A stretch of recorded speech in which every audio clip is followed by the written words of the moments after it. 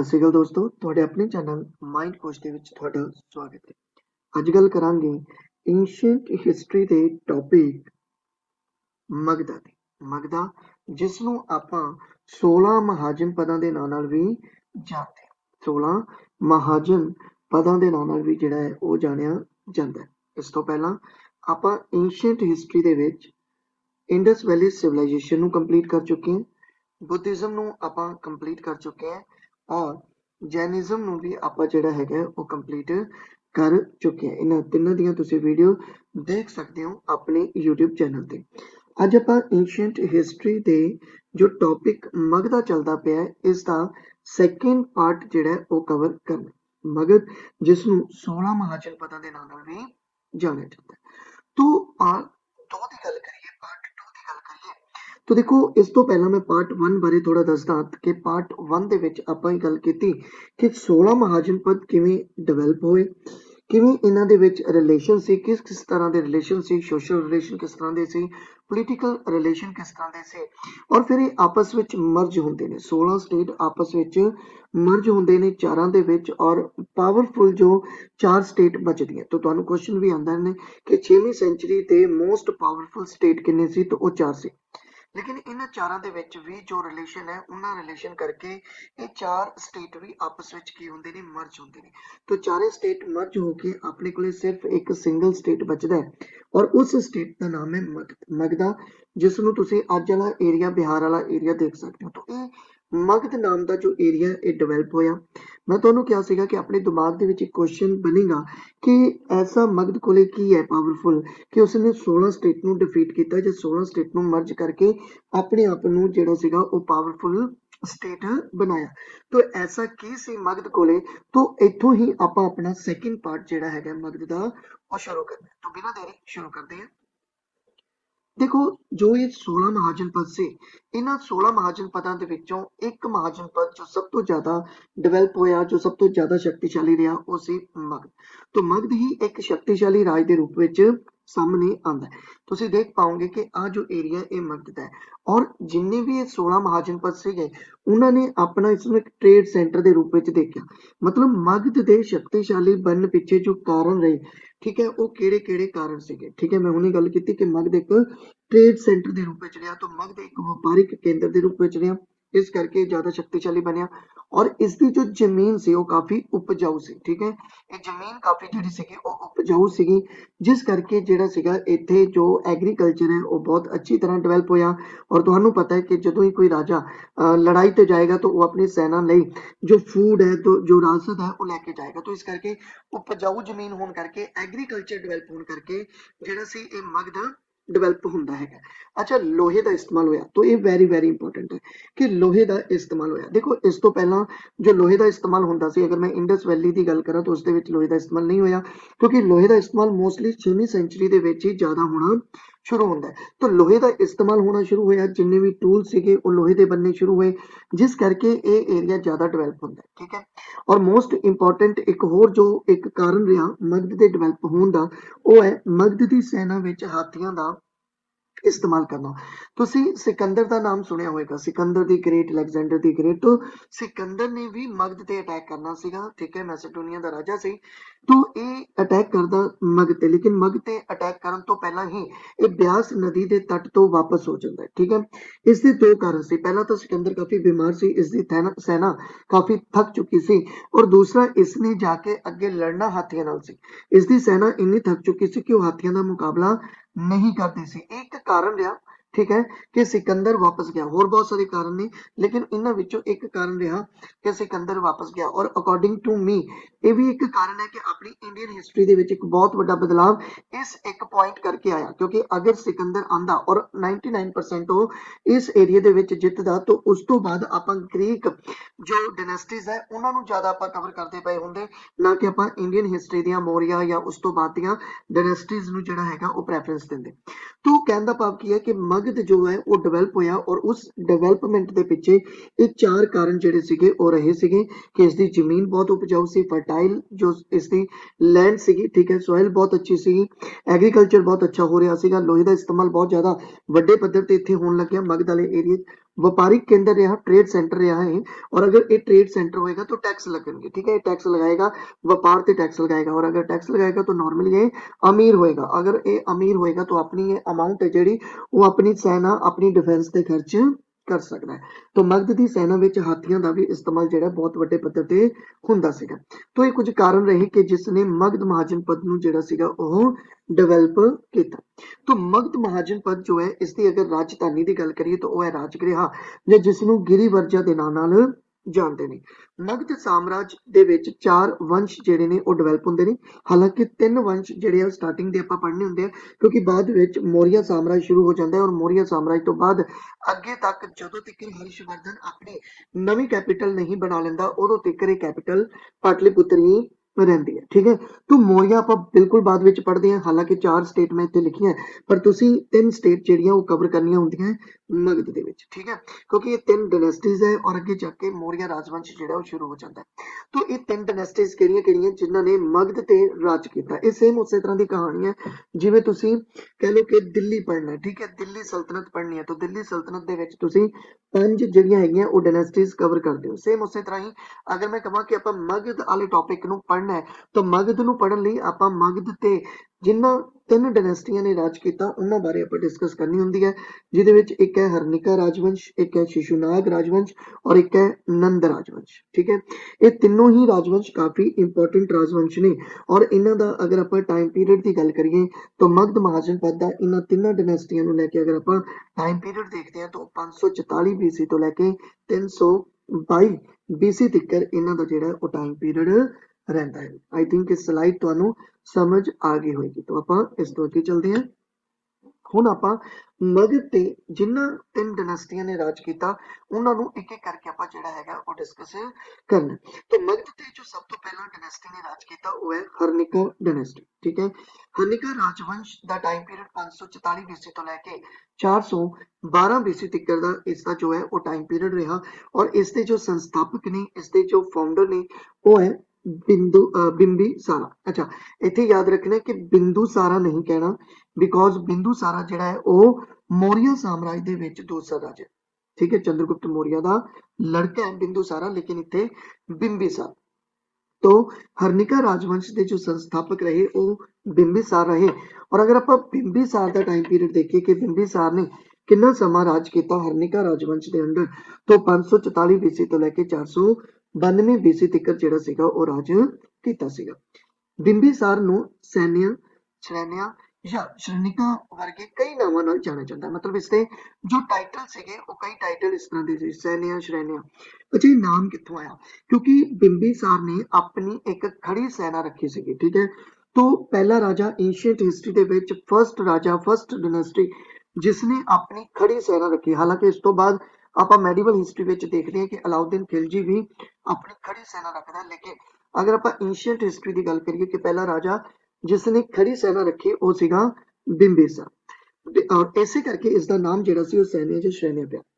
ਬਿੰਬੀਸਾਰ ਮਹਾਤਮਾ ਬੁੱਧ ਅਤੇ ਵਰਤਮਾਨ ਮਹਾਵੀਰ ਦਾ ਸਮਕਾਲੀ ਸੀ ਅਤੇ ਬਿੰਬੀਸਾਰ ਨੇ ਆਪਣੇ ਰਾਜ ਦਾ ਵਿਸਥਾਰ ਕਿੰਨਾਂ ਨੀਤੀਆਂ ਦੁਆਰਾ ਕੀਤਾ। ਦੇਖੋ, ਆਪਾਂ ਗੱਲ ਕੀਤੀ ਹੈ ਕਿ ਮਗਧ 16 ਸਟੇਟ ਤੋਂ ਬਾਅਦ ਬਣਿਆ ਔਰ 16 ਸਟੇਟ ਜੋ ਇਹ ਮਰਜ ਹੋਇਆ। तो ਇਹ ਮਰਜ ਹੋਣ ਪਿੱਛੇ ਮੈਂ ਤੁਹਾਨੂੰ ਦੋ ਜਿਹੜੇ ਆ ਇਹਨਾਂ ਦੇ ਰਿਲੇਸ਼ਨ ਦੱਸੇ ਸੀ, ਜਾਂ ਤਾਂ ਇਹ ਆਪਸ ਵਿੱਚ ਮੈਰਿਜ ਕਰਵਾਉਂਦੇ ਸੀ ਜਾਂ ਇਹਨਾਂ ਦੇ ਵਿੱਚ ਆਪਸੀ ਕੋਈ ਬੈਟਲ ਵਾਰ ਹੁੰਦੀ ਸੀ। ਠੀਕ ਹੈ, तो ਜਾਂ ਡਿਪਲੋਮੈਟਿਕ ਰਿਲੇਸ਼ਨ ਹੁੰਦੇ ਸੀ। तो ਬਿੰਬੀਸਾਰ ਨੇ ਵੀ ਆਪਣੇ ਸਾਮਰਾਜ ਦਾ ਵਿਸਥਾਰ ਕਰਨ ਦੇ ਲਈ ਵਿਆਹ ਸੰਬੰਧ ਅਤੇ ਦੂਸਰੇ ਰਾਜਾਂ ਤੇ ਹਮਲੇ ਦੀਆਂ ਨੀਤੀਆਂ ਅਪਣਾਈਆਂ। ਹਾਲਾਂਕਿ ਇਸਨੇ ਡਿਪਲੋਮੈਟਿਕ ਰਿਲੇਸ਼ਨ ਵੀ ਅਪਣਾਏ। तो ਆਪਾਂ ਇਹਨਾਂ ਰਿਲੇਸ਼ਨਸ ਨੂੰ ਡਿਸਕਸ ਕਰਨਾ ਹੈ ਔਰ ਦੇਖਣਾ ਹੈ ਕਿ ਬਿੰਬੀਸਾਰ ਨੇ ਕਿਹਨਾਂ ਨਾਲ ਵਿਆਹ ਕਰਵਾਇਆ ਔਰ ਇਸਨੇ ਆਪਣੇ ਸਾਮਰਾਜ ਨੂੰ ਡਿਵੈਲਪ ਕੀਤਾ। ਦੇਖੋ, ਬਿੰਬੀਸਾਰ ਨੇ ਆਪਣੇ ਰਾਜ ਦਾ ਵਿਸਥਾਰ ਕਰਨ ਦੇ ਲਈ 3 ਮਹਾਜਨ ਪਦਾਂ ਦੇ ਨਾਲ ਜਿਹੜਾ ਸੀਗਾ ਉਹ ਵਿਆਹ ਸੰਬੰਧ ਬਣਾਏ ਸੀਗੇ। ਔਰ ਇਹ 3 ਸਟੇਟ ਕਿਹੜੇ-ਕਿਹੜੇ ਆ, 3 ਮਹਾਜਨ ਪਦ ਕਿਹੜੇ-ਕਿਹੜੇ ਨੇ? तो एक है कौशल राज। ਬਿੰਬੀਸਾਰ ਨੇ ਕੌਸ਼ਲ ਮਹਾਜਨ ਪਦ ਦੀ ਰਾਜਕੁਮਾਰੀ ਮਹਾਕੌਸ਼ਲਾ ਦੇਵੀ ਜੋ ਕਿ ਪ੍ਰਿਸ਼ਨਜੀਤ ਦੀ ਭੈਣ ਸੀ ਦੇ ਨਾਲ ਵਿਆਹ ਕਰਵਾਇਆ ਅਤੇ ਇਸ ਵਿਆਹ ਸੰਬੰਧ ਦੇ ਰੂਪ ਵਿੱਚ ਦਹੇਜ ਦੇ ਰੂਪ ਵਿੱਚ ਜੋ ਕਾਸ਼ੀ ਵਾਲਾ ਏਰੀਆ ਹੈ ਉਹ ਬਿੰਬੀਸਾਰ ਨੂੰ ਮਿਲਿਆ। तो ਬਿੰਬੀਸਾਰ ਨੇ ਕੌਸ਼ਲ ਰਾਜ ਦੀ ਰਾਜਕੁਮਾਰੀ ਦੇ ਨਾਲ ਜਿਸ ਦਾ ਨਾਮ ਮਹਾਕੌਸ਼ਲਾ ਦੇਵੀ ਸੀ ਔਰ ਜੋ ਕੌਸ਼ਲ ਦਾ ਜੋ ਰਾਜਾ ਸੀ ਪ੍ਰੇਸ਼ਨਜੀਤ ਉਸਦੀ ਭੈਣ ਸੀ ਦੇ ਨਾਲ ਵਿਆਹ ਕਰਵਾਇਆ ਔਰ ਦਹੇਜ ਵਿੱਚ ਕਾਸ਼ੀ ਵਾਲਾ ਹਿੱਸਾ ਜਿਹੜਾ ਉਹ ਬਿੰਬੀਸਾਰ ਨੂੰ ਮਿਲਦਾ ਹੈ।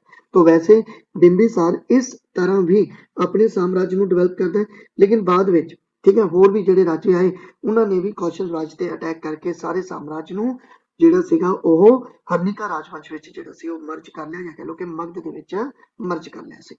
ਦੂਸਰਾ ਹੈ ਆਪਣੇ ਕੋਲੇ ਲਿच्छवी ਰਾਜ। ਬਿੰਬੀਸਾਰ ਨੇ ਲਿच्छवी ਰਾਜ ਦੀ ਰਾਜਕੁਮਾਰੀ ਚਲਾਨਾ ਜਾਂ ਚਲਨਾ, ਜੋ ਕਿ ਵਿਸ਼ਾਲੀ ਐਕਚੁਅਲ ਦੇ ਵਿੱਚ ਲਿच्छवी ਦੀ ਕੈਪੀਟਲ ਹੈ, ਠੀਕ ਹੈ, ਲਿच्छवी ਦੀ ਰਾਜਧਾਨੀ ਹੈ।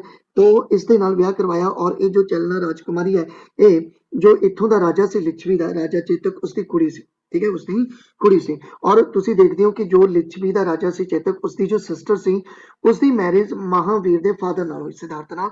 ਮਹਾਵੀਰ ਦੇ ਜੋ ਫਾਦਰ ਸੀਗੇ ਉਹਨਾਂ ਨਾਲ ਜਿਹੜੀ ਹੈ ਉਹ ਮੈਰਿਜ ਹੋਈ ਸੀਗੀ। ਉਸ ਤੋਂ ਬਾਅਦ ਹੈ ਮਦਰਾ। ਮਦਰਾ ਦੀ ਗੱਲ ਕਰੀਏ ਤਾਂ ਇਸ ਦੀ ਜੋ ਮਦਰਾ ਦੀ ਜੋ ਰਾਜਕੁਮਾਰੀ ਸੀ ਖੇਮਾ ਉਸਦੇ ਨਾਲ ਜੋ ਵਿਆਹ ਹੁੰਦਾ ਹੈਗਾ ਬਿੰਬੀਸਾਰ ਦਾ, ਠੀਕ ਹੈ। ਤਾਂ ਇਹ ਤਿੰਨ ਰਾਣੀਆਂ ਦੇ ਨਾਲ ਵਿਆਹ ਕਰਵਾ ਕੇ ਬਿੰਬੀਸਾਰ ਆਪਣੇ ਸਾਮਰਾਜ ਨੂੰ ਡਿਵੈਲਪ ਕਰਦਾ, ਆਪਣੇ ਸਾਮਰਾਜ ਦਾ ਵਿਸਥਾਰ ਕਰਦਾ। आई थिंक ਇਹ ਸਲਾਈਡ ਤੁਹਾਨੂੰ ਸਮਝ ਆ ਗਈ ਹੋਏਗੀ। ਤਾਂ ਆਪਾਂ ਅੱਗੇ ਚੱਲਦੇ ਹਾਂ। ਉਸ ਤੋਂ ਬਾਅਦ ਆਪਾਂ ਗੱਲ ਕਰੀਏ ਕਿ ਇਸ ਨੇ ਜੋ ਦੂਸਰਾ ਜਿਹੜਾ ਸੀਗਾ ਉਹ ਪੱਖ ਰੱਖਿਆ ਉਹ ਸੀ ਜਿੱਤ ਅਤੇ ਵਿਸਥਾਰ ਦੀ ਨੀਤੀ ਵਾਲਾ, ਕਿ ਇਸ ਨੇ ਆਪਣੇ ਸਾਮਰਾਜ ਦਾ ਵਿਸਥਾਰ ਮੈਰਿਜ ਸੰਬੰਧ ਕਰਕੇ ਤਾਂ ਕੀਤਾ ਹੀ ਕੀਤਾ, ਬਟ ਇਸ ਨੇ ਵਾਰ ਕਰਕੇ ਔਰ ਡਿਪਲੋਮੈਟਿਕ ਰਿਲੇਸ਼ਨ ਕਰਕੇ ਵੀ ਆਪਣੇ ਸਾਮਰਾਜ ਦਾ ਵਿਸਥਾਰ ਕਰਦਾ ਹੈ, ਡਿਵੈਲਪਮੈਂਟ ਕਰਦਾ ਹੈਗਾ। ਤੋ ਬਿੰਬੀਸਾਰ ਨੇ ਜਿੱਤ ਅਤੇ ਵਿਸਥਾਰ ਦੀ ਨੀਤੀ ਦਾ ਪਾਲਣ ਕਰਦੇ ਹੋਏ ਕਈ ਮਹਾਜਨ ਪਦਾਂ ਤੇ ਹਮਲਾ ਕਰਕੇ ਉਹਨਾਂ ਨੂੰ ਜਿੱਤਿਆ ਅਤੇ ਆਪਣੇ ਰਾਜ ਦਾ ਵਿਸਥਾਰ ਕੀਤਾ। ਬਿੰਬੀਸਾਰ ਨੇ ਕਹਿੰਦੇ ਨੇ ਕਿ ਅੰਗ ਦਾ ਇੱਕ ਰਾਜਾ ਸੀ, ਅੰਗ ਮਹਾਜਨਪਦ ਹੈ। ਤਾਂ ਅੰਗ ਮਹਾਜਨਪਦ ਦਾ ਇੱਕ ਰਾਜਾ ਸੀਗਾ ਬ੍ਰਹਮਦਿੱਤਾ, ਤੇ ਬ੍ਰਹਮਦਿੱਤਾ ਤੇ ਹਮਲਾ ਕੀਤਾ ਤੇ ਉਸ ਨੂੰ ਯੁੱਧ ਵਿੱਚ ਪਰਾਜਿਤ ਕੀਤਾ, ਮਤਲਬ ਡਿਫੀਟ ਕੀਤਾ। ਤਾਂ ਬਿੰਬੀਸਾਰ ਨੇ ਉਜੈਨ ਦੇ ਰਾਜੇ ਚੰਦਰਪ੍ਰਦਜੋਤ ਤੇ ਵੀ ਹਮਲਾ ਕੀਤਾ, ਪਰ ਬਾਅਦ ਵਿੱਚ ਇਹਨਾਂ ਵਿੱਚ ਇੱਕ ਮਿੱਤਰਤਾ ਹੋ ਗਈ ਸੀ। ਮਤਲਬ ਬਿੰਬੀਸਾਰ ਦਾ ਜੋ ਉਜੈਨ ਤੇ ਹਮਲਾ ਹੋਇਆ ਉਸ ਦੇ ਵਿੱਚ ਇਸਨੇ ਚੰਦਰਪ੍ਰਦਜੋਤ ਨੂੰ ਡਿਫੀਟ ਕੀਤਾ, ਲੇਕਿਨ ਇਸ ਦੇ ਨਾਲ ਬਾਅਦ ਵਿੱਚ ਇਹ ਮਿੱਤਰਤਾ ਕਰ ਲੈਂਦਾ ਹੈ, ਜਿਸ ਕਰਕੇ ਇਹ ਸੰਘਰਸ਼ ਜਿਹੜਾ ਹੈਗਾ ਉਹ ਖਤਮ ਹੋ ਜਾਂਦਾ ਹੈ। ਔਰ ਜਦੋਂ ਇਹ ਸੰਘਰਸ਼ ਖਤਮ ਹੁੰਦਾ ਹੈ ਔਰ ਆਪਾਂ ਨੂੰ ਕਿੱਥੋਂ ਪਤਾ ਚੱਲਦਾ ਹੈ ਕਿ ਬਿੰਬੀਸਾਰ ਅਤੇ ਚੰਦਰਪ੍ਰਦਜੋਤ ਆਪਸ ਵਿੱਚ ਦੋਸਤ ਬਣ ਗਏ ਸੀ, ਕਿਉਂਕਿ ਇਹ ਜੋ ਚੰਦਰਪ੍ਰਦਜੋਤ ਹੈ ਇਸ ਨੂੰ ਐਕਚੁਅਲ ਦੇ ਵਿੱਚ ਪੀਲੀਆ ਹੋ ਗਿਆ ਸੀਗਾ, ਜਿਸ ਕਰਕੇ ਬਿੰਬੀਸਾਰ ਨੇ ਹੀ ਆਪਣੇ ਦਰਬਾਰ ਦਾ ਇੱਕ ਜੋ ਵੈਦ ਸੀਗਾ, ਠੀਕ ਹੈ, ਉਹ ਭੇਜਿਆ ਸੀ, ਠੀਕ ਹੈ, ਚੰਦਰਪ੍ਰਦਜੋਤ ਨੂੰ ਠੀਕ ਕਰਨ ਦੇ ਲਈ ਭੇਜਿਆ। ਤਾਂ ਇੱਥੋਂ ਆਪਾਂ ਨੂੰ ਪਤਾ ਚੱਲਦਾ ਕਿ ਇਹਨਾਂ ਦੇ ਵਿੱਚ ਇੱਕ ਡਿਪਲੋਮੈਟਿਕ ਰਿਲੇਸ਼ਨ ਔਰ ਮਿੱਤਰਤਾ ਵਾਲੇ ਰਿਲੇਸ਼ਨ ਵੀ ਦੇਖਣ ਨੂੰ ਮਿਲਦੇ ਨੇ।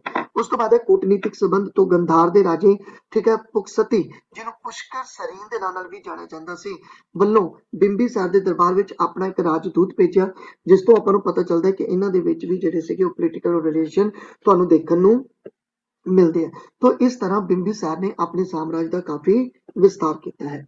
ਉਸ ਤੋਂ ਬਾਅਦ ਰਾਜਨੀਤਿਕ ਅਵਸਥਾ ਦੀ ਗੱਲ ਕਰੀਏ, ਰਾਜਤੰਤਰ ਪ੍ਰਣਾਲੀ ਦੀ ਗੱਲ ਕਰੀਏ, ਹਰਨਿਕਾ ਰਾਜਵੰਸ਼ ਦੇ ਵਿੱਚ ਜਾਂ ਬਿੰਬੀਸਾਰ ਦੇ ਸਮੇਂ ਤੋਂ ਬਿੰਬੀਸਾਰ ਕੋਲ ਇੱਕ ਪ੍ਰਭਾਵਸ਼ਾਲੀ ਅਤੇ ਸ਼ਾਨਦਾਰ ਪ੍ਰਸ਼ਾਸਨਿਕ ਪ੍ਰਣਾਲੀ ਸੀ ਔਰ ਉੱਚੇ ਅਹੁਦਿਆਂ ਤੇ ਬਿਰਾਜਮਾਨ ਅਧਿਕਾਰੀਆਂ ਨੂੰ ਤਿੰਨ ਹਿੱਸਿਆਂ ਦੇ ਵਿੱਚ ਜਿਹੜਾ ਸੀਗਾ ਉਹ ਵੰਡਿਆ ਜਾਂਦਾ ਸੀਗਾ। ਇੱਕ ਕਾਰਜਕਾਰੀ ਅਧਿਕਾਰੀ ਹੋਇਆ ਕਰਦੇ ਸਨ, ਇੱਕ ਸੈਨਿਕ ਅਧਿਕਾਰੀ ਹੋਇਆ ਕਰਦੇ ਸਨ ਔਰ ਇੱਕ ਨਿਆਇਕ ਅਧਿਕਾਰੀ ਜਿਹੜੇ ਸੀਗੇ ਉਹ ਹੋਇਆ ਕਰਦੇ ਸਨ। ਬਿੰਬੀਸਾਰ ਨੂੰ ਉਸਦੇ ਕਾਰਜਕਾਲ ਦੌਰਾਨ ਹੀ ਉਸਦੇ ਪੁੱਤਰ ਅਜਾਤ ਸ਼ਤਰੂ ਨੇ ਮਾਰਤਾ, ਠੀਕ ਹੈ, ਜੋ ਕਿ ਲਿच्छवी ਰਾਜ ਦੀ ਰਾਜਕੁਮਾਰੀ ਜੋ ਖੇਮਾ ਨਹੀਂ ਸੀ, ਠੀਕ ਹੈ, ਜੋ ਲਿच्छवी ਰਾਜਕੁਮਾਰੀ ਸੀ, ਠੀਕ ਹੈ, ਉਸਦਾ ਨਾਮ ਜੋ ਸੀਗਾ ਚੈਲਨਾ, तो ਉਸਦਾ ਲੜਕਾ ਸੀ, ਠੀਕ ਹੈ, ਚਲਾਨਾ ਜੋ ਚਲਨਾ ਦਾ ਲੜਕਾ ਸੀ। तो ਇਸਨੇ ਆਪਣੇ ਹੀ ਪਿਤਾ ਦਾ ਜਿਹੜਾ ਸੀਗਾ ਉਹ ਕੀ ਕਰਤਾ ਸੀਗਾ, ਕਤਲ ਕਰਤਾ ਸੀ। ਔਰ ਜਦੋਂ ਹੀ ਬਿੰਬੀਸਾਰ ਦਾ ਕਤਲ ਹੋਇਆ ਤੇ ਇਸ ਅਜਾਤ ਸ਼ਤਰੂ ਨੇ ਆਪਣੇ ਆਪ ਨੂੰ ਜਿਹੜਾ ਸੀਗਾ ਉਹ ਨੈਕਸਟ ਰਾਜਾ ਜਿਹੜਾ ਸੀਗਾ ਉਹ ਬਣਾ ਲਿਆ ਸੀਗਾ। ਆਈ ਥਿੰਕ ਤੁਹਾਨੂੰ ਇਹ ਸਲਾਈਡ ਜਿਹੜੀ ਹੈਗੀ ਉਹ ਸਮਝ ਆ ਗਈ ਹੋਏਗੀ। ਇਸ ਤੋਂ ਅੱਗੇ ਚੱਲਦੇ ਹਾਂ। ਉਸ ਤੋਂ ਬਾਅਦ ਆਪਣੇ ਕੋਲੇ ਜੋ ਹਰਨਿਕਾ ਰਾਜਵੰਸ਼ ਦਾ ਜੋ ਸੈਕਿੰਡ ਰਾਜਾ ਆਇਆ ਉਸਦਾ ਨਾਮ ਹੈ ਅਜਾਤ ਸ਼ਤਰੂ। ਅਜਾਤ ਸ਼ਤਰੂ ਦਾ ਟਾਈਮ ਪੀਰੀਅਡ 492 BC ਤੋਂ ਲੈ ਕੇ 460 BC ਤੱਕ ਰਿਹਾ ਔਰ ਅਜਾਤ ਸ਼ਤਰੂ ਨੇ ਆਪਣੇ ਪਿਤਾ ਦਾ ਕਤਲ ਕਰਕੇ ਗੱਦੀ ਹਾਸਲ ਕੀਤੀ ਅਤੇ ਮਗਧ ਦੇ ਦੂਸਰੇ ਰਾਜੇ ਦੇ ਰੂਪ ਵਿੱਚ ਸਾਹਮਣੇ ਆਇਆ। ਅਜਾਤ ਸ਼ਤਰੂ ਦੀ ਅਗਰ ਆਪਾਂ ਫੈਮਿਲੀ ਦੀ ਗੱਲ ਕਰੀਏ ਤਾਂ ਇਸਦੇ ਪਿਤਾ ਦਾ ਜੋ ਨਾਮ ਸੀਗਾ ਉਹ ਸੀ ਬਿੰਬੀਸਾਰ ਔਰ ਅਜਾਤ ਸ਼ਤਰੂ ਦੀ ਮਾਤਾ ਸੀਗੀ ਚਲਨਾ, ਠੀਕ ਹੈ, ਲਿच्छवी ਦੀ ਰਾਜਕੁਮਾਰੀ ਸੀ। ਇਹ ਪੁਆਇੰਟ ਤੁਸੀਂ ਯਾਦ ਰੱਖਣਾ। ਅਜਾਤ ਸ਼ਤਰੂ ਦੀ ਪਤਨੀ ਦਾ ਨਾਮ ਵੀ ਤੁਸੀਂ ਯਾਦ ਰੱਖਣਾ ਹੈਗਾ ਵਜ਼ੀਰਾ, ਠੀਕ ਹੈ, ਜੋ ਕਿ ਕੌਸ਼ਲ ਮਹਾਜਨਪਦ ਦੇ ਰਾਜੇ ਪ੍ਰਿਸ਼ਨਜੀਤ ਦੀ ਪੁੱਤਰੀ ਸੀ। तो इसका मतलब ये जो अजात शत्रु ਸੀ ਉਸਨੇ ਵੀ ਪ੍ਰਿਸ਼ਨਜੀਤ ਦੀ ਪੁੱਤਰੀ ਦੇ ਨਾਲ ਵਿਆਹ ਜਿਹੜਾ ਸੀ ਕਰਵਾਇਆ ਸੀ। ਹਾਲਾਂਕਿ ਅਜਾਤ ਸ਼ਤਰੂ ਇਹਨਾਂ ਦੋਨਾਂ ਸਟੇਟਾਂ ਤੇ ਅਟੈਕ ਵੀ ਕਰਦਾ ਹੈ, ਹਮਲਾ ਵੀ ਕਰਦਾ ਹੈ। ਅਜਾਤ ਸ਼ਤਰੂ ਨੇ ਆਪਣੇ ਪਿਤਾ ਦੀ ਤਰ੍ਹਾਂ ਦੂਸਰੇ ਮਹਾਜਨ ਪਦਾਂ ਦੇ ਨਾਲ ਵਿਆਹ ਸੰਬੰਧ ਦੀ ਥਾਂ ਜਿੱਤ ਅਤੇ ਵਿਸਥਾਰ ਦੀ ਨੀਤੀ ਨੂੰ ਜ਼ਿਆਦਾ ਪ੍ਰੈਫਰੈਂਸ ਦਿੱਤੀ। ਹਾਲਾਂਕਿ ਮੈਰਿਜ ਤਾਂ ਇਸਨੇ ਕਰਾਈ ਹੈ, ਲੇਕਿਨ ਇਹ ਜੋ ਪ੍ਰੈਫਰੈਂਸ ਦਿੱਤੀ ਉਹ ਅਟੈਕ ਤੇ, ਲੜਾਈ ਤੇ ਜਾਂ ਵਾਰ ਤੇ ਆਪਾਂ ਕਹਿ ਸਕਦੇ ਹਾਂ ਕਿ ਅਜਾਤ ਸ਼ਤਰੂ ਨੇ ਜ਼ਿਆਦਾ ਪ੍ਰੈਫਰੈਂਸ ਜਿਹੜੀ ਆ ਉਹ ਦਿੱਤੀ। ਇਸ ਇੱਛਾ ਦੀ ਪੂਰਤੀ ਲਈ, ਮਤਲਬ ਦੂਸਰੇ ਰਾਜਾਂ ਨੂੰ ਲੜਾਈ ਕਰਕੇ ਜਿੱਤਣ ਦੀ ਇਸ ਇੱਛਾ ਦੀ ਪੂਰਤੀ ਦੇ ਲਈ ਜੋ ਅਜਾਤ ਸ਼ਤਰੂ ਹੈ, ਇਸ ਨੇ ਕਹਿੰਦੇ ਨੇ ਕਿ ਦੋ ਮਹਾਜਨ ਪਦਾਂ ਤੇ ਹਮਲੇ ਕੀਤੇ ਅਤੇ ਉਹਨਾਂ ਨੂੰ ਜਿਹੜਾ ਸੀਗਾ ਉਹ ਜਿੱਤਿਆ ਸੀ। ਹਾਲਾਂਕਿ ਇਹ ਜੋ ਦੋਨੋਂ ਹੀ ਮਹਾਜਨ ਪਦ ਸੀ ਉਹ ਇਹਨਾਂ ਨਾਲ ਰਿਲੇਸ਼ਨ ਰੱਖਦੇ ਸੀਗੇ, ਫੈਮਿਲੀ, ਠੀਕ ਹੈ, ਮੈਰਿਜ ਸੰਬੰਧ ਰੱਖਦੇ ਸੀ। ਜਿਵੇਂ ਕਿ ਇਸ ਨੇ ਕੌਸ਼ਲ ਤੇ ਅਟੈਕ ਕੀਤਾ, ਠੀਕ ਹੈ, ਔਰ ਇਸ ਤੱਥ ਦੇ ਬਾਵਜੂਦ ਕਿ ਉਸਦੀ ਜੋ ਪਤਨੀ ਹੈ ਉਹ ਕੌਸ਼ਲ ਮਹਾਜਨ ਪਦ ਦੇ ਰਾਜੇ ਕ੍ਰਿਸ਼ਨਜੀਤ ਦੀ ਪੁੱਤਰੀ ਹੈ, ਮਤਲਬ ਆਪਣੀ ਹੀ ਪਤਨੀ ਦੇ ਪਿਤਾ ਦੇ ਸਾਮਰਾਜ ਤੇ ਜਿਹੜਾ ਸੀਗਾ ਅਟੈਕ ਕਰਤਾ, ਠੀਕ ਹੈ। ਔਰ ਉਸ ਤੋਂ ਬਾਅਦ ਵਿਸ਼ਾਲੀ ਤੇ ਵੀ ਇਸਨੇ ਅਟੈਕ ਕੀਤਾ, ਔਰ ਇਸ ਤੱਥ ਦੇ ਬਾਵਜੂਦ ਕਿ ਉਸਦੀ ਮਾਂ, ਠੀਕ ਹੈ, ਇੱਕ ਲਿच्छਵੀ ਰਾਜਕੁਮਾਰੀ ਹੈ, ਮਤਲਬ ਆਪਣੀ ਮਾਂ ਦੇ ਜੋ ਉਸਦਾ ਮਾਂ ਦਾ ਜੋ ਸਾਮਰਾਜ ਸੀਗਾ, ਜੋ ਮਤਲਬ ਕਹਿ ਲਓ ਕਿ ਉਸੇ ਮਾਤਾ ਦਾ ਜੋ ਫਾਦਰ ਸੀਗੇ ਉਹਨਾਂ ਦਾ ਜੋ ਸਾਮਰਾਜ ਸੀਗਾ, ਠੀਕ ਹੈ, ਉਹਨਾਂ ਤੇ ਅਟੈਕ ਕਰਤਾ, ਉਸ ਸਟੇਟ ਤੇ ਅਟੈਕ ਕਰਤਾ, ਠੀਕ ਹੈ। ਹਾਲਾਂਕਿ ਇਹਨਾਂ ਦੇ ਵਿੱਚ ਕੌਨਫਲਿਕਟ ਕਾਫੀ ਲੰਬੇ ਸਮੇਂ ਤੋਂ ਚੱਲਦਾ ਆਇਆ ਹਰਨਿਕਾ ਰਾਜਵੰਸ਼ ਦਾ ਵਿਸ਼ਾਲੀ ਦੇ ਨਾਲ, ਔਰ ਇੱਥੇ ਆ ਕੇ ਕਹਿੰਦੇ ਨੇ ਕਿ ਇਹ ਜੋ 16 ਸਾਲ ਦਾ ਕੌਨਫਲਿਕਟ ਇਹਨਾਂ ਦੇ ਵਿੱਚ ਸੀਗਾ, ਇਸ ਨੂੰ ਖਤਮ ਕਿਹਨੇ ਕੀਤਾ? ਅਜਾਤ ਸ਼ਤਰੂ ਨੇ। ਤੇ ਇਹ ਕੁਐਸਚਨ ਬਣਾਇਆ ਜਾ ਸਕਦਾ ਹੈ, ਠੀਕ ਹੈ, ਇਹ ਕੁਐਸਚਨ ਬਣ ਸਕਦਾ ਹੈ ਕਿ ਬਈ ਕਿਸ ਰਾਜੇ ਦੇ ਸਮੇਂ, ਕਿਸ ਹਰਨਿਕਾ ਰਾਜਵੰਸ਼ ਦੇ ਰਾਜੇ ਦੇ ਸਮੇਂ ਜੋ ਮਗਧ ਅਤੇ ਵਿਸ਼ਾਲੀ ਦੇ ਵਿੱਚ ਇੱਕ ਜੋ ਕਨਫਲਿਕਟ ਸੀ ਉਸਨੂੰ 16 ਸਾਲਾਂ ਦੀ ਕਨਫਲਿਕਟ ਨੂੰ ਖਤਮ ਕੀਤਾ, ਤਾਂ ਉਹ ਅਜਾਤ ਸ਼ਤਰੂ ਨੇ ਖਤਮ ਕੀਤਾ, ਠੀਕ ਹੈ। ਉਸ ਤੋਂ ਬਾਅਦ ਅਜਾਤ ਸ਼ਤਰੂ ਨੇ ਇੱਕ ਕਿਲੇ ਦੇ ਰੂਪ ਵਿੱਚ ਇੱਕ ਸ਼ਹਿਰ ਦਾ ਨਿਰਮਾਣ ਵੀ ਕਰਵਾਇਆ ਜੋ ਬਾਅਦ ਵਿੱਚ ਪਾਟਲੀਪੁੱਤਰ ਦੇ ਨਾਮ ਨਾਲ ਜਾਣਿਆ ਗਿਆ, ਠੀਕ ਹੈ, ਔਰ ਇੱਥੇ ਕਿਲਾ ਵੀ ਬਣਵਾਇਆ ਸੀ, ਵਾਚ ਫੋਰਟ, ਠੀਕ ਹੈ। ਇੱਕ ਕਿਲਾ ਇਸ ਨੇ ਰਾਜਗ੍ਰਹਿ ਦੇ ਵਿੱਚ ਵੀ ਬਣਵਾਇਆ ਜੋ ਕਿ ਨਾਲੰਦਾ ਜ਼ਿਲ੍ਹੇ ਬਿਹਾਰ ਦੇ ਵਿੱਚ, ਇਹ ਵੀ ਪੁਆਇੰਟ ਯਾਦ ਰੱਖਣਾ, ਔਰ ਇਹ ਹੁਣ ਕਾਫੀ ਖੰਡਰ ਹੋ ਚੁੱਕੇ, ਮਤਲਬ ਇਸ ਦੇ ਵਿੱਚ ਇਕੱਲੇ ਅਵਸ਼ੇਸ਼ ਬਚੇ ਨੇ, ਔਰ ਰਾਜਗ੍ਰਹਿ ਕਿਲਾ ਫੋਰਟ ਆਫ ਰਾਜਗ੍ਰਹਿ ਦੇ ਨਾਂ ਨਾਲ ਜਾਣਿਆ ਗਿਆ, ਔਰ ਅਵੰਤੀ ਤੋਂ ਸੁਰੱਖਿਆ ਦੇ ਲਈ ਕਹਿੰਦੇ ਨੇ ਕਿ ਇਹ ਕਿਲਾ ਬਣਾਇਆ ਗਿਆ ਸੀਗਾ। ਹਾਲਾਂਕਿ ਅਗਰ ਡਾਕੂਮੈਂਟਰੀਜ਼ ਦੇਖੋ ਤਾਂ ਉਸਦੇ ਵਿੱਚ ਤੁਹਾਨੂੰ ਇਹ ਮਿਲੇਗਾ ਕਿ ਜਦੋਂ ਇਹ ਕਿਲਾ ਬਣਦਾ ਪਿਆ, ਰਾਜਗ੍ਰਹਿ ਕਿਲਾ ਜਦੋਂ ਬਣਦਾ ਪਿਆ ਤਾਂ ਇੱਥੋਂ ਕ੍ਰਾਸ ਕਰਦੇ ਨੇ ਗੌਤਮ ਬੁੱਧ, ਠੀਕ ਹੈ, ਗੌਤਮ ਬੁੱਧ ਕ੍ਰਾਸ ਕਰਦੇ ਨੇ ਆਪਣੇ ਸ਼ਿਸ਼ ਦੇ ਨਾਲ, ਔਰ ਉਹ ਆਪਣੇ ਸ਼ਿਸ਼ ਨੂੰ ਪੁੱਛਦੇ ਨੇ ਕਿ ਵੀ ਇਹ ਕੀ ਹੋ ਰਿਹਾ, ਕੀ ਬਣ ਰਿਹਾ, ਤਾਂ ਉਹ ਕਹਿੰਦੇ, ਉਹਨਾਂ ਦਾ ਸ਼ਿਸ਼ ਕਹਿੰਦਾ ਕਿ ਜੀ ਆਪਣਾ ਜੋ ਰਾਜਾ ਹੈ ਨਾ ਅਜਾਤ ਸ਼ਤਰੂ, ਉਹ ਕਿਲਾ ਬਣਾ ਰਿਹਾ ਤਾਂ ਕਿ ਇਸ ਏਰੀਏ ਨੂੰ ਬਚਾਇਆ ਜਾ ਸਕੇ, ਠੀਕ ਹੈ, ਮਤਲਬ ਹਮਲੇ ਤੋਂ ਬਚਾਇਆ ਜਾ ਸਕੇ ਜਾਂ ਕਿਸੇ ਵੀ ਰੂਪ ਵਿੱਚ ਬਚਾਇਆ ਜਾ ਸਕੇ। ਤਾਂ ਇੱਥੇ ਕਹਿੰਦੇ ਨੇ ਕਿ ਮਤਲਬ ਗੌਤਮ ਬੁੱਧ ਨੇ ਇਹ ਕਿਹਾ ਸੀਗਾ ਕਿ ਬਈ ਇਸ ਨੂੰ ਕਿਵੇਂ ਨਾ ਕਿਵੇਂ ਪਾਣੀ ਔਰ ਅੱਗ ਤੋਂ ਹਮੇਸ਼ਾ ਹੀ ਖਤਰਾ ਰਹੇਗਾ, ਔਰ ਨਾਰਮਲੀ ਆਪਾਂ ਦੇਖਦੇ ਹਾਂ ਕਿ ਇਸ ਏਰੀਆ ਦੇ ਵਿੱਚ ਜੋ ਕੋਸੀ ਰਿਵਰ ਹੈ ਉਹ ਮਤਲਬ ਬਾੜ ਆ ਜਾਂਦੀ ਹੈ, ਉਸ ਦੇ ਵਿੱਚ ਉਹ ਏਰੀਆ ਜਿਹੜਾ ਉਹ ਕਾਫੀ ਡੁੱਬਦਾ ਵੀ ਹੈ, ਠੀਕ ਹੈ। ਤਾਂ ਮੈਂ ਨਹੀਂ ਕਹਿੰਦਾ ਕਿ ਉਹਨਾਂ ਦੇ ਜਿਹੜੇ ਜੋ ਉਹਨਾਂ ਨੇ ਕਿਹਾ ਸੀ ਉਹ ਪੂਰਾ ਸੱਚ ਹੋਇਆ, ਲੇਕਿਨ ਮੈਂ ਤੁਹਾਨੂੰ ਜਸਟ ਇੱਕ ਫੈਕਟ ਦੱਸ ਰਿਹਾ। ਤਾਂ ਇੱਥੇ ਇਹਨਾਂ ਨੇ ਮਤਲਬ ਜਿਹੜੇ ਸੀਗੇ ਉਹ ਕਿਲਿਆਂ ਦਾ ਨਿਰਮਾਣ ਜਿਹੜਾ ਸੀਗਾ ਉਹ ਕਰਵਾਇਆ ਸੀਗਾ। ਅਜਾਤ ਸ਼ਤਰੂ ਨੇ ਕੈਟਾਪੁਲਟਸ ਵਾਂਗ ਪੱਥਰ ਸੁੱਟਣ ਲਈ ਇੱਕ ਜੰਗੀ ਇੰਜਨ ਦੀ ਵਰਤੋਂ ਕੀਤੀ। ਉਸ ਕੋਲ ਰੱਥ ਵੀ ਸਨ ਅਤੇ ਜਿਨ੍ਹਾਂ ਨਾਲ ਗਦਾਵਾਂ ਮਤਲਬ ਤਿੱਖੇ ਹਥਿਆਰ ਜੁੜੇ ਹੋਏ ਸਨ ਜੋ ਕਿ ਸਮੂਹਿਕ ਹੱਤਿਆਵਾਂ ਕਰਦੇ ਸਨ। ਦੇਖੋ ਤੁਸੀਂ ਅਗਰ ਬਾਹੂਬਲੀ ਮੂਵੀ ਦੇਖੀ ਹੈ ਤਾਂ ਉਹਦੇ ਵਿੱਚ ਜੋ ਇੱਕ ਪਰਸਨ ਸੀ ਬੱਲਾ, ਠੀਕ ਹੈ, ਬੱਲਾ ਕੋਲੇ ਇਹ ਚੀਜ਼ ਸੀਗੀ, ਬੱਲਾ ਕੋਲੇ ਇੱਕ ਰੱਥ ਸੀਗਾ ਜਿਹਦੇ ਅੱਗੇ ਕੁਝ ਇਸ ਤਰ੍ਹਾਂ ਦਾ ਮਤਲਬ ਜਿਹੜਾ ਸੀਗਾ ਉਹ ਕਹਿ ਲਓ ਕਿ ਹਥਿਆਰ ਲੱਗਿਆ ਹੋਇਆ ਸੀਗਾ ਜੋ ਕਿ ਅਟੈਕ ਕਰਦਾ ਸੀ, ਠੀਕ ਹੈ। ਤਾਂ ਉਸ ਤਰ੍ਹਾਂ ਕੈਟਾਪਲਟਸ ਵਾਂਗੂ ਇੱਕ ਪੱਥਰ ਸੁੱਟਣ ਵਾਲੀ ਜਿਹੜੀ ਸੀਗੀ ਉਹ ਕਹਿ ਲਓ ਕਿ ਮਸ਼ੀਨ ਵੀ ਸੀਗੀ, ਜਾਂ ਕਹਿ ਲਓ ਕਿ ਇੱਕ ਇਸ ਤਰ੍ਹਾਂ ਦਾ ਇੱਕ ਇੰਜਨ ਵੀ ਸੀਗਾ। ਇਸ ਦੇ ਵਿੱਚ ਤੁਸੀਂ ਇਹ ਦੇਖ ਸਕਦੇ ਹੋ ਕਿ ਬਈ ਇਸ ਤਰ੍ਹਾਂ ਦਾ ਜੋ ਇੰਜਨ ਸੀਗਾ, ਠੀਕ ਹੈ, ਇਹ ਤੁਸੀਂ ਬਾਹੂਬਲੀ ਮੂਵੀ ਦੇ ਵਿੱਚ ਵੀ ਦੇਖਿਆ ਹੈਗਾ ਕਿ ਜਦੋਂ ਉਹ ਪੱਥਰ ਸੁੱਟ ਕੇ ਮਤਲਬ ਜੋ ਪੱਥਰ ਹੈ, ਪੱਥਰਾਂ ਦੇ ਨਾਲ ਜੋ ਕੱਪੜਾ ਬੰਨ ਕੇ ਜਿਹੜਾ ਹੈਗਾ ਉਹ ਸੁੱਟਿਆ ਜਾਂਦਾ, ਤਾਂ ਉਸ ਤਰ੍ਹਾਂ ਦੇ ਹਥਿਆਰ ਜਿਹੜੇ ਸੀਗੇ ਉਹ ਯੂਜ਼ ਕੀਤੇ ਜਾਂਦੇ ਸੀ। ਇੰਪੋਰਟੈਂਟ ਹੈ, ਇਹ ਤੁਸੀਂ ਯਾਦ ਰੱਖਣਾ ਹੈਗਾ। ਅਜਾਤ ਸ਼ਤਰੂ ਨੇ ਬੁੱਧ ਧਰਮ ਦੀ ਸਰਪ੍ਰਸਤੀ ਦੇ ਲਈ ਅਤੇ ਬੁੱਧ ਧਰਮ ਦਾ ਅਨੁਯਾਈ ਬਣਿਆ ਅਤੇ ਅਜਾਤ ਸ਼ਤਰੂ ਨੇ ਬੁੱਧ ਧਰਮ ਦੀ ਪਹਿਲੀ ਕੌਂਸਲ ਵੀ ਕਰਵਾਈ। 483 BC ਦੇ ਵਿੱਚ ਪਹਿਲੀ ਮੀਟਿੰਗ ਜਿਹੜੀ ਸੀਗੀ ਉਹ ਵੀ ਕਰਵਾਈ ਸੀ। ਵੈਰੀ ਇੰਪੋਰਟੈਂਟ ਹੈ, ਯਾਦ ਰੱਖਣਾ ਹੈ। ਅਜਾਤ ਸ਼ਤਰੂ ਨੇ ਜੋ ਮੋਸਟ ਇੰਪੋਰਟੈਂਟ ਕੰਮ ਕੀਤਾ ਉਹ ਕੀ ਕੀਤਾ ਕਿ ਜੋ ਫਰਸਟ ਕੌਂਸਲ ਸੀਗੀ, ਠੀਕ ਹੈ, ਜੋ ਫਰਸਟ ਕੌਂਸਲ ਸੀ ਉਹ ਕਰਵਾਈ ਸੀਗੀ ਅਜਾਤ ਸ਼ਤਰੂ ਨੇ। ਬੁੱਧਿਜ਼ਮ ਦੀ ਪਹਿਲੀ ਕੌਂਸਲ ਕਦੋਂ ਹੋਈ ਸੀ? 483 ਵਿੱਚ ਹੋਈ ਸੀ, ਲੇਕਿਨ ਕਿੱਥੇ ਹੋਈ ਸੀਗੀ? ਤਾਂ ਇਹ ਰਾਜਗ੍ਰਹਿ ਦੇ ਵਿੱਚ ਹੋਈ ਸੀ, ਕਿਉਂਕਿ ਉਸ ਸਮੇਂ ਜੋ ਇਹ ਰਾਜਗ੍ਰਹਿ ਵਾਲਾ ਏਰੀਆ ਹੈ, ਠੀਕ ਹੈ, ਇਹ ਮਗਧ ਦੀ ਕੈਪੀਟਲ ਹੋਇਆ ਕਰਦਾ ਸੀ। ਤਾਂ ਆਈ ਥਿੰਕ ਇਹ ਸਲਾਈਡ ਵੀ ਤੁਹਾਨੂੰ ਜਿਹੜੀ ਹੈ ਉਹ ਸਮਝ ਆ ਗਈ ਹੋਏਗੀ। ਉਸ ਤੋਂ ਬਾਅਦ ਆਪਣੇ ਕੋਲੇ ਇਸੇ ਹੀ ਡਾਇਨੈਸਟੀ ਦਾ ਤੀਸਰਾ ਰਾਜਾ ਆਂਦਾ ਜਿਸ ਨੂੰ ਆਪਾਂ ਉਦੈਭਦਰਾ ਜਾਂ ਉਦੈਨ ਦੇ ਨਾਮ ਨਾਲ ਜਾਣਦੇ ਹਾਂ। 460 BC तो लैके, ठीक है, 444 BC तिकर ये जो है ਉਹ इसका टाइम पीरियड रहता है। और उदयन ने अपने पिता का कतल करके गद्दी हासिल की, ठीक है। ਇਹਦਾ मतलब ਇੱਥੇ जो है वो राजतंत्र का कॉन्सैप्ट है, ठीक है। बेटा अपने पिता ਨੂੰ कतल करता है और गद्दी हासिल करता है, मतलब कहने का भाव राजे का बेटा राजा बन रहा है, ठीक है। उदयन ने मगध की राजधानी राजगृह तो बदल के पाटलिपुत्र बनाई। इत्थे थोड़ा कॉन्फ्लिक्ट रहता है, ਤੁਹਾਨੂੰ पता है कि बहुत सारिया किताबों के विच इस तरह लिखा होंदा है कि जो आजाद शत्रु है, आजाद शत्रु ने अपनी जिहड़ी कैपिटल सी वो शिफ्ट कीती सीगी पाटली, ठीक है, पुत्र पाटलिपुत्र अपनी कैपिटल शिफ्ट की सी। लेकिन जो बहुत सारिया किताबों के विच पढ़िया गया या जो कह लो कि तुसी सोर्सेस जिहड़े आ वो ये कहंदे ने कि आजाद शत्रु जिहड़ा इसने इस सिटी का निर्माण करवाया सी। और अगर कैपिटल चेंज करने की गल होवे तो जो कैपिटल चेंज की सी वो उदयन ने की सी, ठीक है। तुसी दोनों फैक्ट याद रख लेने ने एग्जाम दे विच अगर तुहानू पूछा जाता है तो तुसी ये उदयन वाला कॉन्सैप्ट यूज कर सकते हो, इधर भी जा सकते हो, तुसी पाटलिपुत्र आजाद शत्रु नाल भी अटैच करके जा सकते हो। तुहाडे ते डिपेंड करता है कि तुसी की पढ़िया और तुसी किहड़ियां किताबां दे विच किस तरह की कहानी पढ़ी है।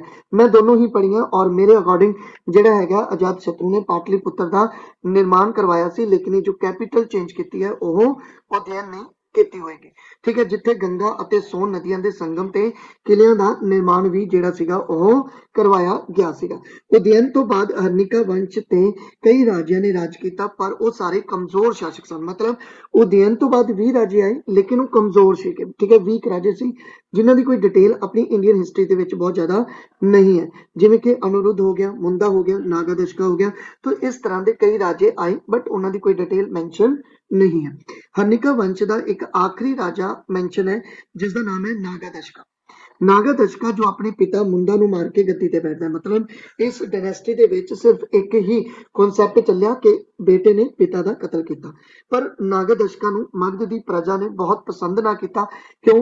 क्योंकि ये एक वीक राजा सी, मुंदा एक वीक राजा सी और बहुत ज्यादा नागादशका एक वीक राजा सी और इसने अपने पिता का कतल किया, तो प्रजा ਨੂੰ बहुत ज्यादा पसंद नहीं सी। और इसके विरुद्ध कई बगावतां होनियां शुरू हुई, ठीक है। कुछ ग्रुप बने जिन्होंने बागियां ਦੇ ਨਾਂ ਨਾਲ ਜਾਣਿਆ ਗਿਆ, मतलब कुछ बागी अंदोलन शुरू हो गए इसके खिलाफ, जिन्होंने हरनिका वंश के मंत्रियों ने भी सहयोग देना शुरू करता। मतलब इस राजे के विरुद्ध जो ग्रुप बने, जो बागी ग्रुप बने, उन्होंने ग्रुप्स ਨੂੰ हेल्प मिलती पई सी मंत्रियों की। इसका मतलब मंत्री भी नहीं चाहते ਸੀਗੇ इसका राजा बनना, नागादशका का राजा बनना।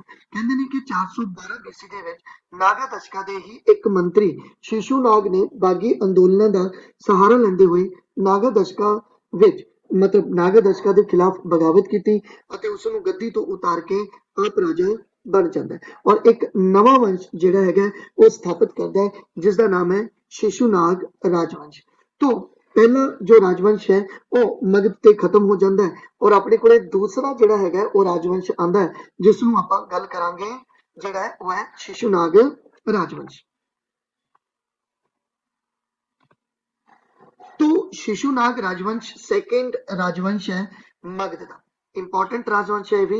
और इसके स्रोत है कितों आपां नूं इसकी जानकारी मिलती है तो हिंदू पुराणों के अनुसार मगध ते जिस दूसरे वंश ने राज किया उसका नाम सीगा शिशुनाग राजवंश। शिशुनाग वंश 413 BC तो लैके 345 BC तक रहा और इसके जो संस्थापक सी वो शिशुनाग सी। और शिशुनाग का अगर आप टाइम पीरियड की गल करिए तो 413 तो लैके 395 BC तक इसका टाइम जो है वो मैंशन किया जाता। तो जो शिशुनाग राजवंश का पहला राजा रहा वो रहा शिशुनाग, 413 BC तो लैके 395 BC तक राज करता है। और शिशुनाग ने अपनी राजधानी पाटलिपुत्र तो बदल के विशाली बनाई सी। वेरी वेरी इंपॉर्टेंट है, तुहानू डायरेक्टली क्वेश्चन आ सकता है कि किस मगध राजे ने जिहड़ी सीगी वो अपनी पाटलिपुत्र कैपिटल चेंज करके जिहड़ी है वो कैपिटल विशाली बनाई सीगी, ठीक है। तो वो है शिशुनाग, क्लियर। और नागादशका के विरुद्ध विद्रोह के समय शिशुनाग कित्थों दा वाइसराय सी, ठीक है, क्योंकि मिनिस्टर के रूप में सीगा तो यह वाराणसी का वाइसराय सीगा। तो नागादशका जो कि हरनिका राजवंश का आखिरी राजा सी उसके समय शिशुनाग किस पोस्ट ते है तो यह वाइसराय की पोस्ट ते है और वाइसराय कित्थों दा ये वाराणसी का वाइसराय सीगा, ठीक है। तो ये भी चीज तुसी जिहड़ी आ वो याद रखनी है।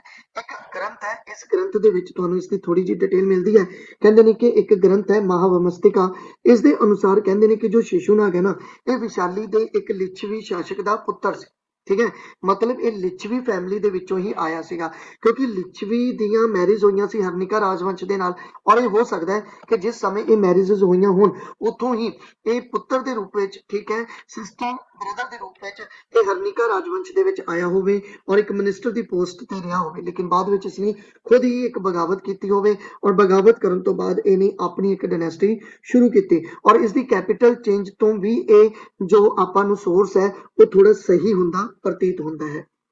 ਉਸ ਤੋਂ ਬਾਅਦ ਸ਼ਿਸ਼ੂਨਾਗ ਦੀ ਸਭ ਤੋਂ ਮਹੱਤਵਪੂਰਨ ਪ੍ਰਾਪਤੀ ਅਵੰਤੀ ਦੇ ਪ੍ਰਦਜੋਤ ਰਾਜਵੰਸ਼ ਦਾ ਵਿਨਾਸ਼ ਸੀ। तो अवंती ਦਾ जो राज ਸੀਗਾ जो ਪ੍ਰਦਜੋਤ ਦਾ ਰਾਜਵੰਸ਼ ਸੀ ਉਸ ਦਾ ਵਿਨਾਸ਼ ਕੀਤਾ ਗਿਆ ਸ਼ਿਸ਼ੂਨਾਗ ਦੁਆਰਾ ਮਤਲਬ ਖਤਮ ਕੀਤਾ ਗਿਆ ਪੂਰੀ ਤਰ੍ਹਾਂ ਡਿਸਟਰੋਏ ਕੀਤਾ ਗਿਆ।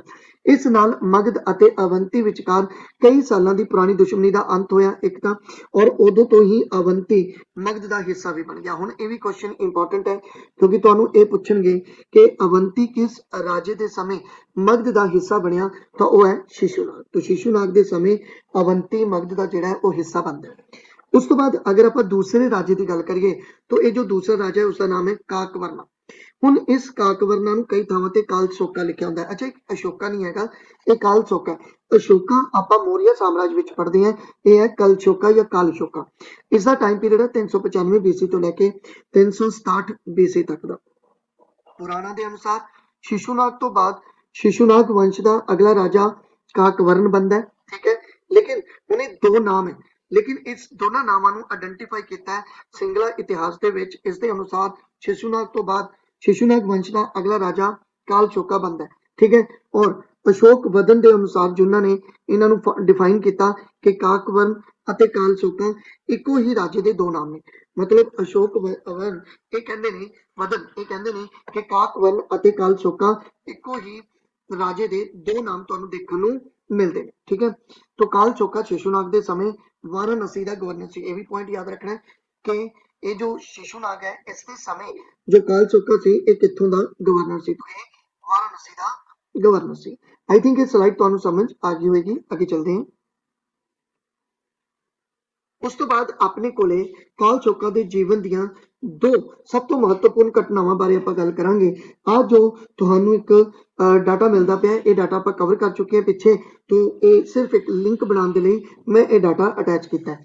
तो ਕਾਲਚੋਕਾ ਦੇ ਜੀਵਨ ਦੀਆਂ ਸਭ ਤੋਂ ਮਹੱਤਵਪੂਰਨ ਘਟਨਾਵਾਂ ਦੀ ਗੱਲ ਕਰੀਏ ਤਾਂ ਇੱਕ ਤਾਂ 383 BC ਇਸ ਵਿੱਚ ਇਸ ਨੇ ਵਿਸ਼ਾਲੀ ਵਿਖੇ ਬੁੱਧ ਦੀ ਦੂਸਰੀ ਕੌਂਸਲ ਜਿਹੜੀ ਸੀ ਉਹ ਕਰਵਾਈ ਸੀ। ਕਾਲਚੋਕਾ ਬੁੱਧ ਧਰਮ ਦਾ ਅਨੁਯਾਈ ਸੀ ਔਰ ਇਸ ਨੇ ਜੋ ਸੈਕਿੰਡ ਕੌਂਸਲ ਹੋਈ ਹੈ ਠੀਕ ਹੈ ਉਹ ਕਰਵਾਈ ਸੀ। ਤੁਸੀਂ ਮੈਨੂੰ ਕਮੈਂਟ ਕਰਕੇ ਦੱਸ ਸਕਦੇ ਹੋ ਕਿ ਫਸਟ ਅਤੇ ਸੈਕਿੰਡ ਜੋ ਮੀਟਿੰਗ ਹੋਈਆਂ ਜੋ ਕੌਂਸਲ ਹੋਈਆਂ ਉਹਨਾਂ ਦੇ ਪ੍ਰੈਜ਼ੀਡੈਂਟ ਕੌਣ ਸੀ। ਫਸਟ ਪ੍ਰੈਜ਼ੀਡੈਂਟ ਕੌਣ ਸੀਗੇ ਫਸਟ ਕੌਂਸਲ ਦੇ ਪ੍ਰੈਜ਼ੀਡੈਂਟ ਕੌਣ ਸੀ ਔਰ ਸੈਕਿੰਡ ਕੌਂਸਲ ਦੇ ਜਿਹੜੇ ਆ ਉਹ ਪ੍ਰੈਜ਼ੀਡੈਂਟ ਕੌਣ ਸੀਗੇ। ਵਿਸ਼ਾਲੀ ਤੋਂ ਆਪਣੀ ਰਾਜਧਾਨੀ ਪਾਟਲੀਪੁੱਤਰ ਵਿੱਚ ਅੰਤਿਮ ਰੂਪ ਵਿੱਚ ਬਦਲਦਾ ਹੈ ਤੋਂ ਜਿਹੜੀ ਹੁਣ ਤੱਕ ਜਿਹੜੀ ਕੈਪੀਟਲ ਵਿਸ਼ਾਲੀ ਸੀ ਉਸ ਨੂੰ ਫਿਰ ਦੁਬਾਰਾ ਇਹਨਾਂ ਨੇ ਸ਼ਿਫਟ ਕੀਤਾ ਪਾਟਲੀਪੁੱਤਰ ਦੇ ਵਿੱਚ। तो ਇਹ ਵੀ ਪੁਆਇੰਟ ਆਪਾਂ ਯਾਦ ਰੱਖਣਾ ਹੈਗਾ। ਹਰਚਰਿਤਰ ਦੇ ਅਨੁਸਾਰ ਕਾਲਸ਼ੋਕਾ ਦੀ ਰਾਜਧਾਨੀ ਦੇ ਨੇੜੇ ਤੇੜੇ ਠੀਕ ਹੈ ਹਰਚਰਿਤਰ ਬਾਨਭੱਟ ਦਾ ਲਿਖਿਆ ਹੋਇਆ ਇੱਕ ਗ੍ਰੰਥ ਹੈ। तो बानभट्ट ਇਹ ਲਿਖਦਾ ਹੈ ਕਿ ਇਹ ਜੋ ਕਾਲਚੋਕਾ ਸੀ ਇਸ ਦੇ ਜਿਹੜਾ ਹੈਗਾ ਇਸ ਦੀ ਜੋ ਕੈਪੀਟਲ ਸੀ ਜੋ ਇਸ ਦੀ ਰਾਜਧਾਨੀ ਸੀ ਉਸ ਦੇ ਆਸ-ਪਾਸ ਹੀ ਇਸ ਦਾ ਕਤਲ ਕਰ ਦਿੱਤਾ ਗਿਆ ਸੀ ਠੀਕ ਹੈ। ਇਸ ਦੇ ਗਲੇ ਵਿੱਚ ਛੁਰਾ ਮਾਰ ਕੇ ਇਸ ਦਾ ਜਿਹੜਾ ਸੀਗਾ ਉਹ ਕਤਲ ਕਰ ਦਿੱਤਾ ਗਿਆ ਸੀ। ਇਸ ਦੀ ਹੱਤਿਆ ਜਿਹੜੀ ਸੀਗੀ ਉਹ ਕਰ ਦਿੱਤੀ ਗਈ ਸੀ।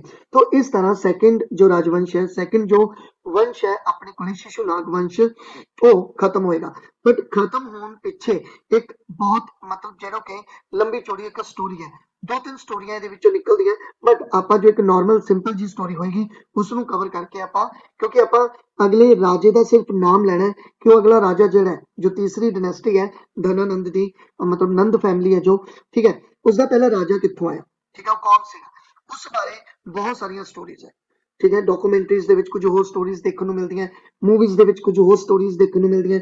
ਡਿਸਕਵਰੀ ਆਫ ਇੰਡੀਆ ਜੋ ਜਵਾਹਰ ਲਾਲ ਨਹਿਰੂ ਨੇ ਲਿਖੀ ਹੈ ਉਹਦੇ ਵਿੱਚ ਕੁਝ ਹੋਰ ਸਟੋਰੀ ਹੈ ਔਰ ਕਿਤਾਬਾਂ ਦੇ ਵਿੱਚ ਤਾਂ ਇਹ ਸਟੋਰੀ ਇੰਨੀ ਦਿੱਤੀ ਹੀ ਨਹੀਂ ਹੁੰਦੀ। ਖੈਰ ਆਪਾਂ ਥੋੜਾ ਡਿਸਕਸ ਕਰਕੇ ਚੱਲਦੇ ਹਾਂ। ਤੁਸੀਂ ਜੋ ਇਸ ਤੋਂ ਬਾਅਦ ਮੈਂ ਜੋ ਡਾਟਾ ਪੜਾਉਂਗਾ ਤੀਸਰੀ ਡਾਇਨੈਸਟੀ ਤੱਕ ਉਹ ਤੁਸੀਂ ਕਵਰ ਕਰ ਨਾ ਨਹੀਂ ਕਰਨਾ ਉਹ ਤੁਹਾਡੇ ਤੇ ਡਿਪੈਂਡ ਕਰੇਗਾ। ਤੁਹਾਨੂੰ ਲੱਗੇਗਾ ਕਿ ਬਹੁਤ ਜ਼ਿਆਦਾ ਟਫ ਹੈ ਤਾਂ ਨਾ ਕਰਿਓ ਸਿੱਧਾ ਇਸ ਡਾਇਨੈਸਟੀ ਤੋਂ ਬਾਅਦ ਤੀਸਰੀ ਡਾਇਨੈਸਟੀ ਤੇ ਪਹੁੰਚ ਜਾਓ और तीसरी डायनेस्टी का पहला राजा कवर करना शुरू कर दो ठीक है। तो देखते हैं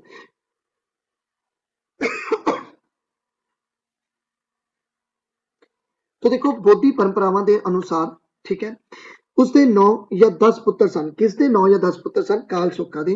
ठीक है, तो ये पॉइंट याद रखना। पहला पॉइंट है बौद्धी परंपरावां के अनुसार, ठीक है, काल शोका दे कहंदे ने कि 10 9 या 10 ਜਿਹੜੇ ਸੀਗੇ ਉਹ ਪੁੱਤਰ ਸਨ ਔਰ ਇਹਨਾਂ ਪੁੱਤਰਾਂ ਨੂੰ ਬੇਦਖਲ ਕਰਤਾ ਸੀ ਇੱਕ ਪਰਸਨ ਜਿਹਦਾ ਨਾਮ ਹੈ ਉਗਰ ਸੈਨਾ ਨੰਦਾ ਨੇ। ਹੁਣ ਇਹ ਉਗਰ ਸੈਨਾ ਨੰਦਾ ਕੌਣ ਹੈ ਇਹ ਵੀ ਆਪਾਂ ਅੱਗੇ ਦੇਖਾਂਗੇ, ਪਰ ਤੁਸੀਂ ਇੱਥੇ ਇੱਕ ਚੀਜ਼ ਯਾਦ ਰੱਖੋ ਕਿ ਕਾਲ ਸ਼ੋਕਾ ਦੇ 9 ਜਾਂ 10 ਪੁੱਤਰਾਂ ਦਾ ਜ਼ਿਕਰ ਹੁੰਦਾ ਹੈ ਔਰ ਇਹਨਾਂ ਨੂੰ ਬੇਦਖਲ ਕਰ ਦਿੱਤਾ ਜਾਂਦਾ ਹੈ ਉਗਰ ਸੈਨ ਨੰਦਾ ਦੇ ਦੁਆਰਾ। ਠੀਕ ਹੈ, ਕਾਲ ਸ਼ੋਕਾ ਦੇ 10 ਪੁੱਤਰਾਂ ਨੇ ਇੱਕੋ ਸਮੇਂ ਕਹਿੰਦੇ ਨੇ ਕਿ ਰਾਜ ਕੀਤਾ। ਠੀਕ ਹੈ, ਇੱਕੋ ਸਮੇਂ ਰਾਜ ਕੀਤਾ। ਇਹਨਾਂ 10 ਦੇ ਨਾਮ ਮੈਂ ਲਿਖਤੇ ਹੈ। ਠੀਕ ਹੈ, ਹੁਣ ਇਹ ਸਟੋਰੀ ਸੱਚ ਹੈ ਕਿ ਝੂਠ ਹੈ, ਬਟ ਫਿਰ ਵੀ ਇਹ 10 ਦੇ ਨਾਮ ਆਪਣੇ ਕੋਲੇ ਮੈਂਸ਼ਨ ਹੈ, ਤੁਸੀਂ ਇਹਨਾਂ ਨੂੰ ਯਾਦ ਨਹੀਂ ਕਰਨਾ। ਪੁਰਾਣਕ ਸੂਚੀਆਂ ਅਨੁਸਾਰ ਉਹਨਾਂ ਵਿੱਚੋਂ ਕੇਵਲ ਇੱਕ ਦਾ ਜ਼ਿਕਰ ਜ਼ਿਆਦਾ ਵਰਣਨਯੋਗ ਹੈ, ਜਿਸ ਦਾ ਨਾਮ ਹੈ ਨੰਦੀਵਰਧਨ। ਠੀਕ ਹੈ, ਮਤਲਬ ਕਾਲ ਸ਼ੋਕਾ ਦੇ 9 ਜਾਂ 10 ਪੁੱਤਰਾਂ ਵਿੱਚੋਂ ਇੱਕ ਪੁੱਤਰ ਜਿਹੜਾ ਸੀ ਉਹ ਜ਼ਿਆਦਾ ਇੰਪੋਰਟੈਂਸ ਰੱਖਦਾ ਸੀ, ਜਿਸ ਨੂੰ ਨੰਦੀਵਰਧਨ ਦੇ ਨਾਂ ਨਾਲ ਜਾਂਦੇ ਆ।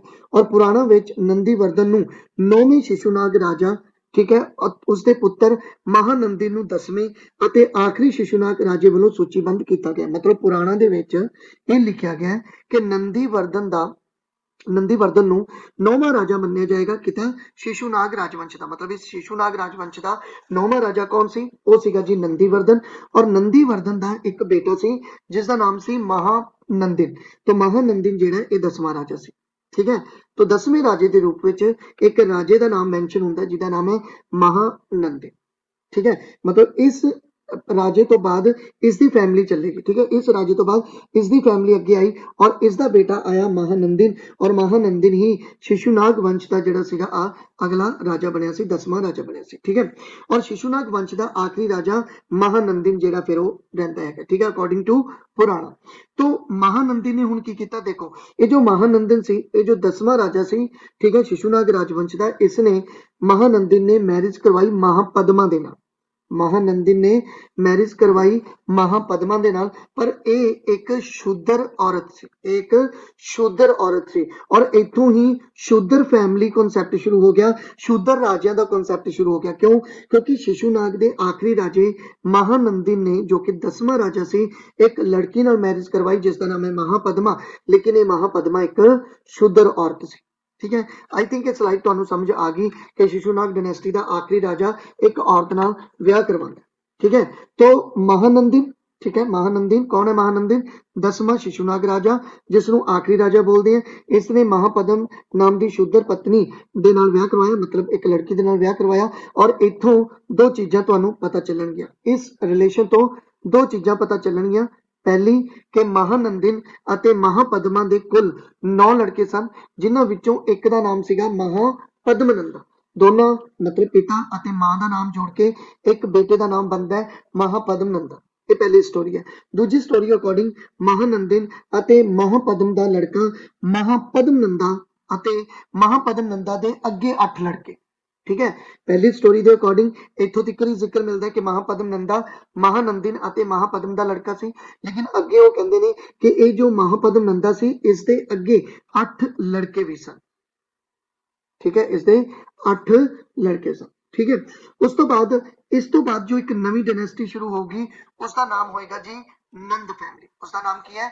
इसका नाम होएगा जी नंद फैमिली। और इस नंद फैमिली ਨੂੰ ਆਪਾਂ ਜਿਹੜਾ ਹੈਗਾ ਉਹ ਨੈਕਸਟ ਵੀਡੀਓ ਦੇ ਵਿੱਚ कवर करांगे, क्योंकि एक टॉपिक थोड़ा टफ है और मैं बहुत ज़्यादा डिटेल ਤੁਹਾਨੂੰ ਇਹਦੇ ਵਿੱਚ ਮੈਂਸ਼ਨ ਕਰਦਾ ਪਿਆ, ਇਸ ਕਰਕੇ ਇਹ ਥੋੜਾ ਟਾਈਮ लगेगा। पर इस तो बाद ਤੁਹਾਨੂੰ ਕੋਈ ਹੋਰ किताब या कोई ਹੋਰ चीज़ देखने की जरूरत नहीं पेगी। इस तो ज़्यादा डिटेल ਤੁਹਾਨੂੰ ਕਿਸੇ किताब ਕਿਸੇ वीडियो ਦੇ ਵਿੱਚ नहीं मिलेगी। क्लियर? तो ਅੱਜ ਦੇ ਸੈਸ਼ਨ ਦੇ ਵਿੱਚ ਆਪਾਂ ਇੰਨਾ ਹੀ ਕੰਮ ਕਰਨਾ ਸੀ। ਅੱਜ ਦੇ ਸੈਸ਼ਨ ਵਿੱਚ ਬਣੇ ਰਹਿਣ ਲਈ ਤੁਹਾਡਾ ਬਹੁਤ ਬਹੁਤ ਧੰਨਵਾਦ। ਵੀਡੀਓ ਦੇਖਣ ਲਈ ਤੁਹਾਡਾ ਬਹੁਤ ਬਹੁਤ ਧੰਨਵਾਦ। ਠੀਕ ਹੈ, ਤੁਸੀਂ ਮੇਰੇ ਚੈਨਲ ਨੂੰ ਸਬਸਕ੍ਰਾਈਬ ਕਰ ਸਕਦੇ ਹੋ, ਬੈਲ ਆਈਕਨ ਨੂੰ ਪ੍ਰੈਸ ਕਰ ਸਕਦੇ ਹੋ ਤਾਂ ਜੋ ਆਉਣ ਵਾਲੀਆਂ ਵੀਡੀਓਜ਼ ਦੀ ਨੋਟੀਫਿਕੇਸ਼ਨ ਤੁਹਾਨੂੰ ਮਿਲ ਜੇ।